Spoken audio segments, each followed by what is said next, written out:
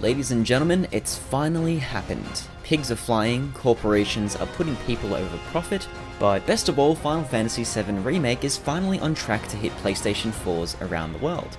The reimagining of a critically and fan-acclaimed classic synonymous with the success of the original PlayStation had stemmed from just a simple PS3 tech demo way back in 2005. 15 years later, and after much demand, Final Fantasy VII Remake has avoided development hell, braved countless delays, and is finally ready to introduce its tale to a new generation of video game fans. The question is, how does it stack up 23 years later? Well, it all starts with the setup. While older fans know the score by now, Final Fantasy VII opens up as an eco-terrorist group known as Avalanche begin their assault on the evil Shinra Corporation. They commence attacking their first Mako reactor within Midgar, the city in which they base their operations in. These reactors extract Mako from the ground and leave large pockets of the world damaged and uninhabitable. From here you control Cloud, a mercenary hired by Avalanche to help destroy Shinra's profit margins and their negative impact on the planet. If you take that plot summary at face value, it doesn't particularly feel like anything different to the source material, but the themes of environmentalism, preservation, and rampant classism remain strikingly relevant even by today's standards. The magic lies in the remake's scope and how it's been expanded, while remaining compliant to the foundations that the original game had set. The entirety of Midgar is a linear trek that lasts up to 5 hours in the original version of Final Fantasy VII. But to go one better, the remake ramps the whole Midgar experience to the length of a full-scale game, as world building and characterization take the wheel. And in most cases, it pays off. Cloud is still a stoic wet blanket, Barrett a boisterous monologue-making machine, but the real meat is in the supporting cast. A lot of effort was put into characters like Jessie, Biggs, and Wedge, who were originally present to serve major plot points and nothing more. Thankfully, the remake helps the player get invested in what they're doing, why they're doing it, and in parallel with Cloud, enables the player to slowly warm up to their cause. It helps that Cloud remains the constant straight man to all of the other characters who are generally varying shades of bombast, so it makes for some great dialogue in and out of cutscenes. There is a time where Jessie's intense thirst for blonde twink boys and Barrett's preachy elevator sermons get a bit too much, often to the point of annoyance, but for what it's worth, it gives a sense of goofiness that was present in the original game's localization, further adding to its faithfulness. It's also safe to say that the game's tone and design transfers quite well within the visual department. For a game that's about 100GB large, Final Fantasy VII Remake takes advantage of every available resource that the PlayStation 4 has to muster.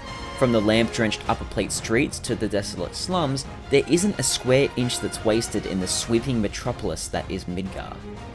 The same can be said about the characters, as they're incredibly expressive and they sport an impeccable sense of detail, something that's not just limited to the main cast, but even all the way down to the many NPCs you'll come across in the game. Admittedly, you'll notice a few blemishes like light hair or cloth dithering, or the occasional texture pop-in common with most games running on Unreal Engine 4, but it's nowhere near enough to outweigh how amazing the lighting and draw distance can get. Out of all the changes, the most intriguing of them all would fall under the gameplay banner, regardless if you were a fan of the original or experiencing Final Fantasy VII for the very first time. In accordance with modern gaming sensibilities, Final Fantasy VII Remake implements an action RPG battle system that allows players to perform base attacks, defend, and dodge in real time. To remain true to its roots, active time battle gauges make a return, but they adapt to the real-time components of combat. Each attack you deal, guard, or sustain will result in the multi-tiered ATB gauge filling, which allows you to activate unique abilities, cast spells, or even use items. This makes for some really exhilarating fights, as you can use your gauge offensively, but too much haphazard usage will result in leaving no part of your meter to cast restorative spells if you need to, forcing you to attack carefully to fill the meter once again if you're low on HP or your party is close to being wiped out collectively. Enemies will have physical or magical weaknesses that can be exploited to build up a break meter, kind of in a system very similar to the one found in Final Fantasy XIII, where honing base attacks or abilities on a single target will end up staggering them, prepping for optimal damage output from your party. This system comes in handy when you fight the game's many bosses, many of them sporting some very neat gimmicks that give them a sense of purpose and individuality, which draws parallels to the party members that you control in-game. While you only get to play as Cloud, Barret, Aerith, and Tifa, the great news is that they all play very differently and spec in accordance to their roles. For example, Cloud hits the hardest up and close with his counterattacks, Barret's ranged attacks can hit enemies from further away, Tifa sports some insane damage output as long as you optimize her abilities that combo into each other, and Aerith can amplify her spellcasting frequency through AoE buffs. The characters in the original Final Fantasy were often criticized for generally playing the same, aside from their unique limit breaks, and having very little statistical difference between each other. But the remake addresses these issues and makes every character carve their own niche into what is a surprisingly nuanced combat system for a real-time action RPG. This is bolstered by the role of equipment and materia. In the original game, your equipment not only affects your attack and defense, but influences how many abilities and spells you can use at once via the number of materia slots. In the remake, the fundamentals stay the same, but a lot of the tweaks improve the pacing of the game on the whole. Materia is used to activate abilities, spells, or improve base stats and increase in effectiveness by acquiring AP when it's used in battle. AP appears to accrue much quicker, while the amount required to level up each materia is lessened significantly. In the original game, once a piece of materia is maxed out, it also duplicates, giving you a brand new version of that materia type to level up once again. And in the remake, this seems to have been omitted completely, perhaps to prevent the game from breaking too hard. Another major change is the ability to upgrade weapons.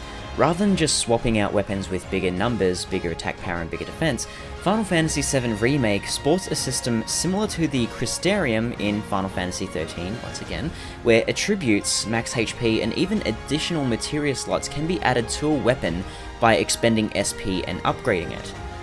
Equipping a particular weapon will allow the party member to use a unique ability that ranges from buffing themselves, attacking multiple enemies at once, and can be mastered so the user can add the ability to their list permanently without having to equip that particular weapon. This makes the equipment system a little less linear in design, meaning that weapons can receive a rotation depending on whether or not you want a higher max HP count, or if you prefer a weapon with a higher base attack rating depending on which enemies you're fighting. Outside of combat, Midgar sports several hubs within its universe that allows Cloud to search for mercenary work in the form of side quests, which is where the game tends to stumble the most. Though they're there to complement the world building, most of the side questing doesn't particularly feel substantial to the overarching plot, and even from a gameplay perspective, because standard grinding and main story quests give more than enough experience for the game's 30-hour tenure. Depending on your penchant for 100%ing busy work quests, it'll more than likely make or break the game's exceptional pacing throughout the entire Midgar arc. Despite a few goofy character quirks and some underwhelming side content, Final Fantasy VII Remake still rates fairly highly for both old fans and newcomers, providing them a great starting point into the compilation of Final Fantasy VII for the first time or even for a revisit. The team at Square Enix have done a great job of tightening the gameplay elements of the original that were a little loose and rough around the edges, and expanding on the world building that made Midgar a truly fascinating place to get lost in. Without spoiling too much, the remake provides story elements that imply some massive changes for when Part 2 drops.